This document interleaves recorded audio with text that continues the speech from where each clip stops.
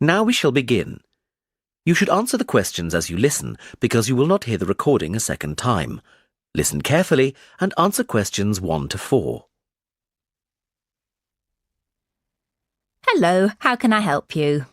Hello. Is it possible to book a bus tour of the city here? Of course, sir. When would you like to take the tour? There are tours in the morning, afternoon and evening. Sometimes it's nice to see the city at night with the buildings lit up. We'll be going out for dinner tonight, so we'd prefer to go this afternoon. Oh, and it's for 2 people. Right. Now, I just need some details. Can you give me the names of the 2 people, please? Yes, Susan Field and James Carter. Susan Field and James... Sorry, can you spell your surname for me, please? It's Carter. Carter. Thank you. And can I have a contact telephone number? Why do you need one? Just in case we have to cancel the tour and need to contact you. I see. Well, my mobile number is 07988 636 197. That's 07988 636 197. Now, can you also tell me which hotel you're staying at? The Crest Hotel. Oh, no, sorry. That's the hotel we're staying in next week. It's the Riverside Hotel. Oh, the Riverside is a lovely hotel. Are you enjoying your stay? Yes, we are, very much. We'd definitely recommend it to others. Oh, I am glad. Now, I can book you on the tour at 4 p.m. Would that suit you? Alternatively, there is one at 2. 2 would be better for us, please. Right. That's booked for you, sir. 2 people at 2 p.m. today, August the 14th. You pay the bus driver when you get on, and it's £4 per person. Thank you very much. Before you hear the rest of the conversation, you have some time to look at questions 5 to 10.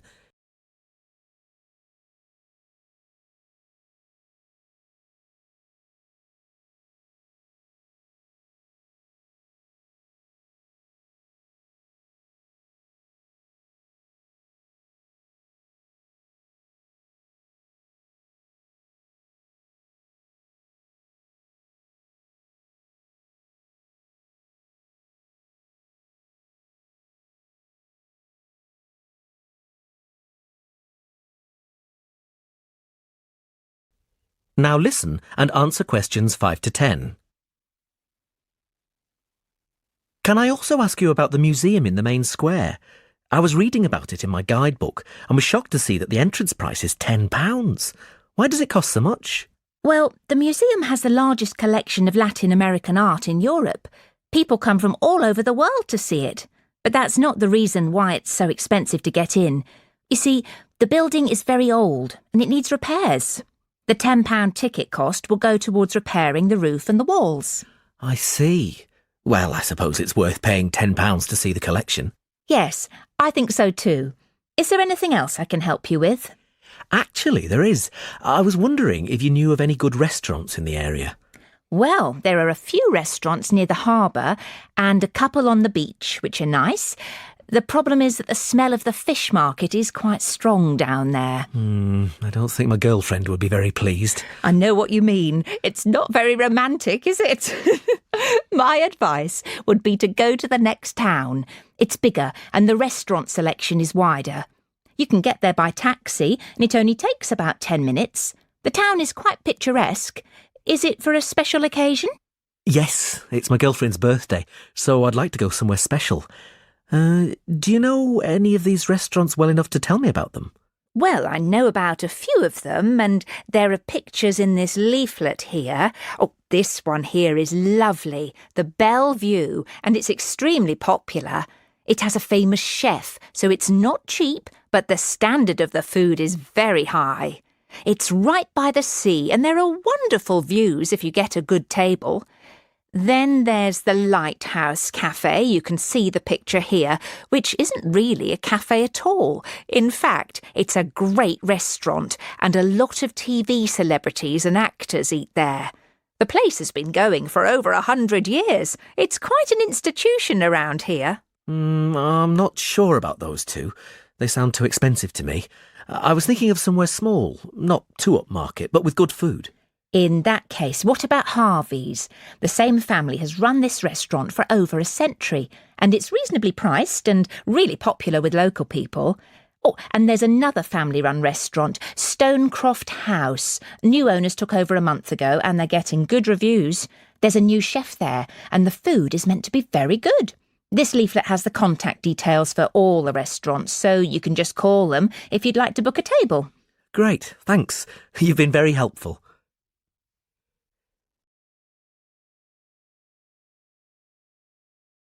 That is the end of part 1. You now have half a minute to check your answers.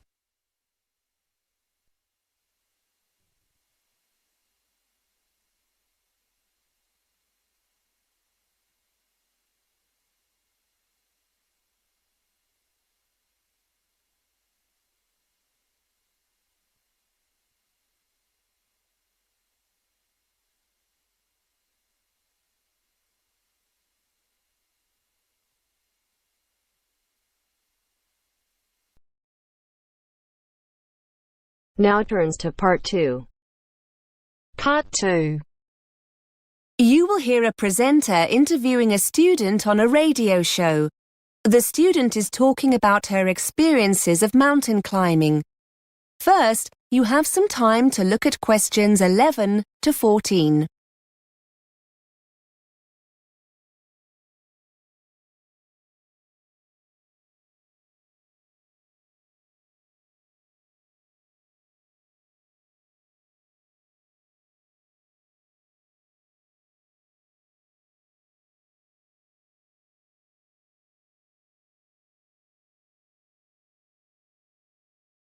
Now listen and answer questions 11 to 14. Welcome back to BURS, your independent student union radio station. We're looking at some of the incredible feats one or two of you have been up to during your summer break.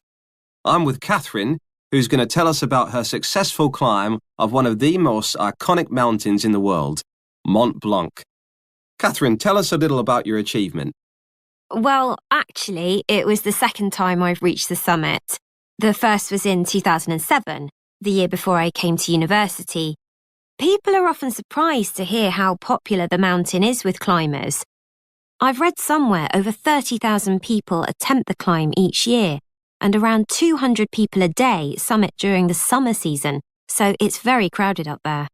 Unfortunately, it's also potentially very dangerous. In July 2007, the month before I did my first climb, the death toll reached 30, mainly due to bad weather conditions.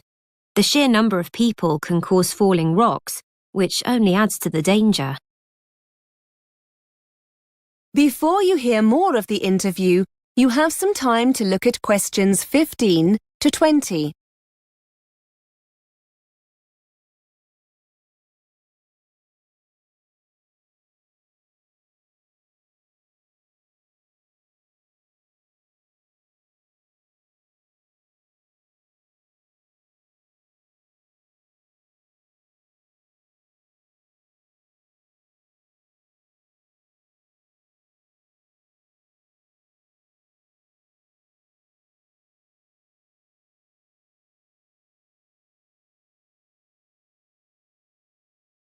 Now listen and answer questions 15 to 20. So why did you do the same climb twice? And was it easier the second time around? In many ways, they were totally different experiences. The first time I went as part of an organised group. There were about 20 of us, and we took 4 days to summit. It was much more of a sociable experience compared to the second climb. This year, I decided to go solo with just one overnight stop. I felt more confident having already summited once, and I wanted to face the challenge of being in control. Actually, you're never really alone. There are other climbers and groups around all the time, but I suppose being alone made me feel more intrepid. The first climb was quite difficult as the weather was very changeable, and we found ourselves climbing in very cold, windy conditions. We were in a group, so we offered each other encouragement, but it was still very difficult. The weather this time was wonderful. Plus, I also spent a few days beforehand in Chamonix and acclimatised myself more to the altitude. This certainly made it easier. You can achieve the same thing by climbing some of the smaller peaks in the area first, but I wanted a more leisurely start. It was fantastic. I thoroughly enjoyed it. Did your experiences on the first climb help you the second time around? I'm wondering if you have any useful advice for others planning on doing something similar. Well, because the climb's becoming so popular, I think people don't always give it the respect it deserves. And I'm not talking here about the physical condition you need to be in to take on a challenge like this, or having the right equipment. That goes without saying. I think what took me by surprise more than anything else was the extreme weather conditions, even in the summer. For those who want to summit in a single day or two, the climb will often start early in the morning, so you'll need to make sure you're wearing enough layers to protect yourself from the cold and wind. You'll be glad of this when you hit queues and find yourself standing around, waiting to move on. Then at the other extreme, around midday, you must make sure you're fully protected from the sun, or you're likely to get very badly burnt. Whether you climb alone, in a group, or with a guide, that will depend on your own experience. But however you decide to go, it's essential that you take your time and get used to the altitude. OK, many thanks for taking the time to come in and tell us all about it.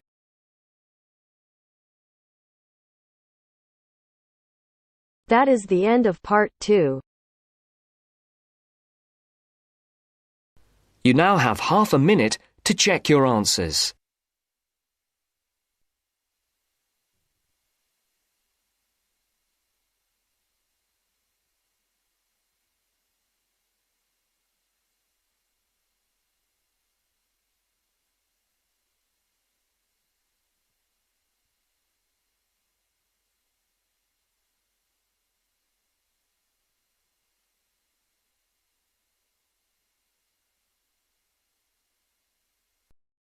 Now turns to part 3.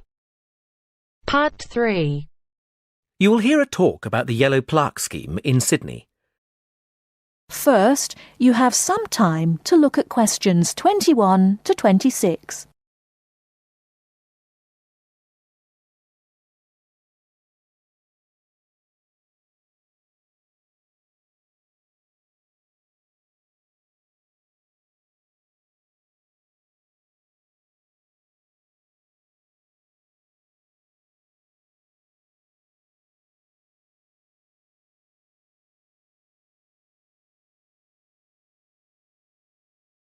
Now listen carefully and answer questions 21 to 26.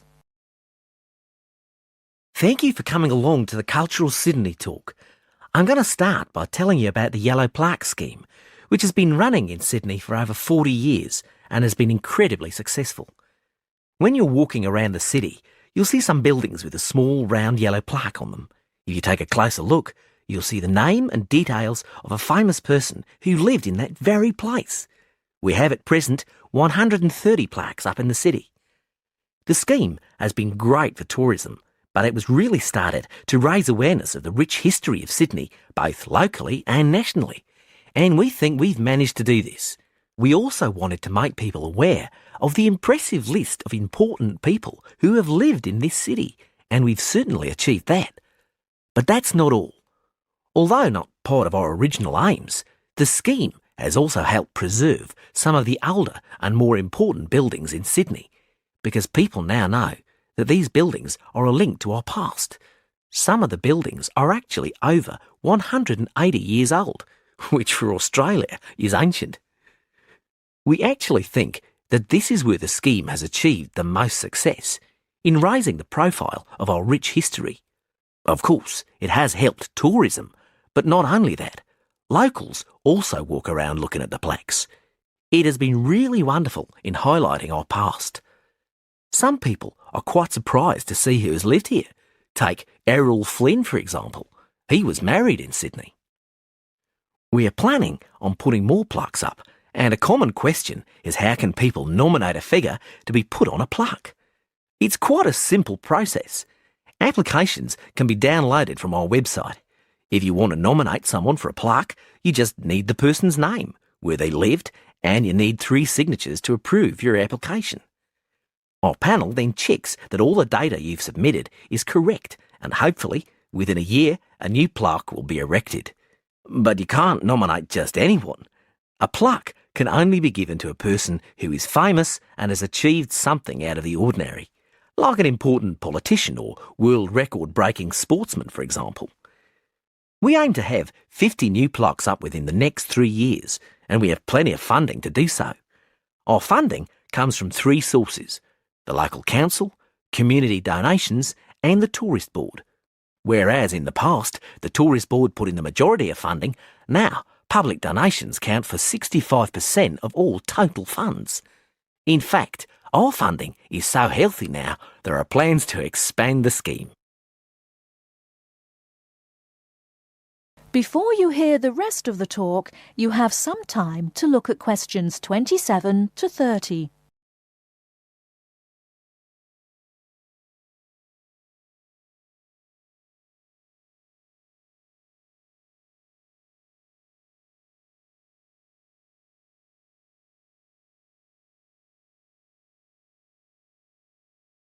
Now listen and answer questions 27 to 30.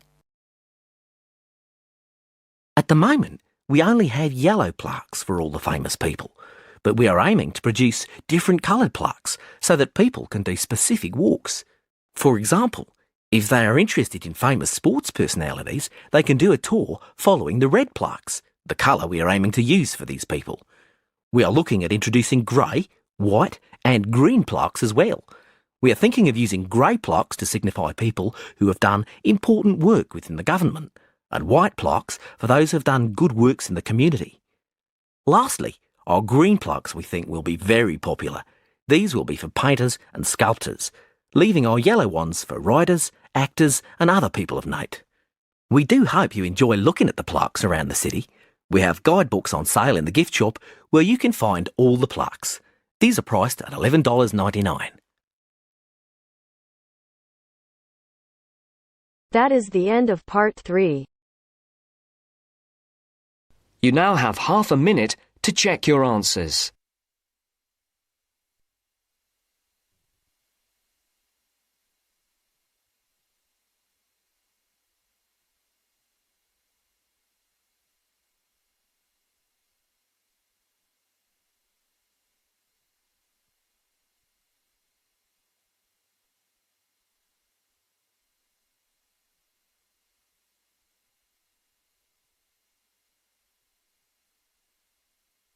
Now turns to part 4. Part 4. You are going to hear a lecturer giving a talk about work placements for psychology students. First, you have some time to look at questions 31 to 40.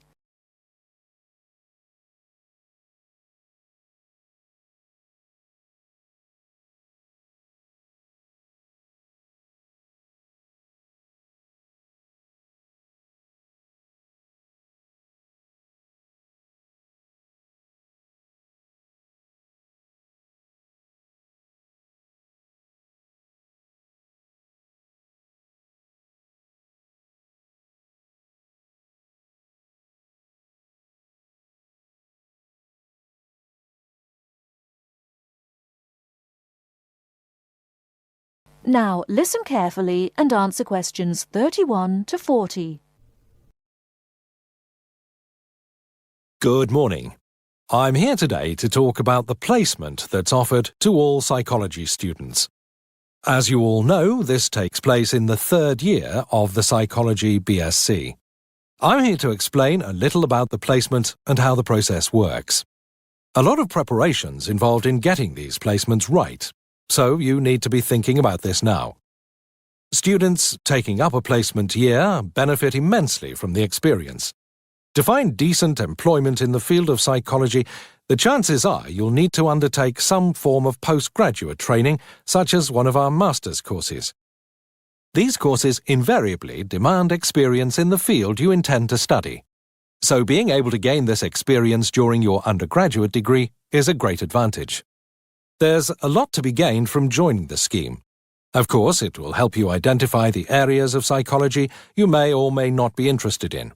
And you'll develop transferable skills such as problem solving, team working, communication skills. Skills that employers demand and that graduates often lack. Also remember that the placement will offer you networking opportunities to become acquainted with key players in your field. Many of our students who've completed a placement year take up a position with the same employer after graduation or after successfully completing postgraduate training. In fact, many of our students from previous years now hold influential positions in the police, the health service and the private sector as a direct result of their placements. The placement you choose will depend very much on your own area of interest. Those of you who have a particular interest in research can opt for a placement in a hospital unit, here or abroad, working in areas of forensic and clinical psychology. A post here can be very rewarding and allows you to contribute to qualitative and quantitative research data and learn practical research skills you can use in your coursework. For those who prefer hands-on experience of working with patients, there are a wide range of options available. We have links with several charitable and public sector organizations that support stroke patients and people recovering from serious physical trauma, for example due to motoring or industrial accidents. You'll have the opportunity to help them deal with long-term clinical treatment and pain management. There are several opportunities to work with addiction and rehabilitation units. The kind of experience you'll gain here can be very wide-ranging. For example, offering you the chance to observe group therapy and one-to-one counseling sessions for anxiety and anger management classes. Students are encouraged to give their reaction to sessions during regular team meetings, which can often be of benefit to both the student and the organization. For those of you interested in the application of psychology in education, we have a number of students who take placements working with children with special educational needs. Students in the past have worked as teaching assistants and contributed to teacher training workshops. There's a lot more information about this on the website, including case studies written by some of our previous students. These will give you a much wider and richer picture of our placements. As I said earlier, you should already be giving this some serious thought. Our placement officer, Greg Smith, will be able to advise you about the organizations we have contacts with and we've worked with in the past. Once you've discussed the opportunities available, we ask you to contact the organization concerned to investigate potential positions and to arrange an interview. Your personal tutor will be able to help you with updating your CV and interview skills. During the enrollment process, you'll have been notified of the need to obtain a CRB check. In cases where you're working with vulnerable people, it's a legal requirement that you've had a Criminal Records Bureau check carried out. Without this, we won't be able to approve the placement. If you haven't yet arranged this, you must notify the placement officer of this during your first meeting. He'll give you the necessary paperwork to make your application. Once you have the certificate, please supply a photocopy to the placement officer.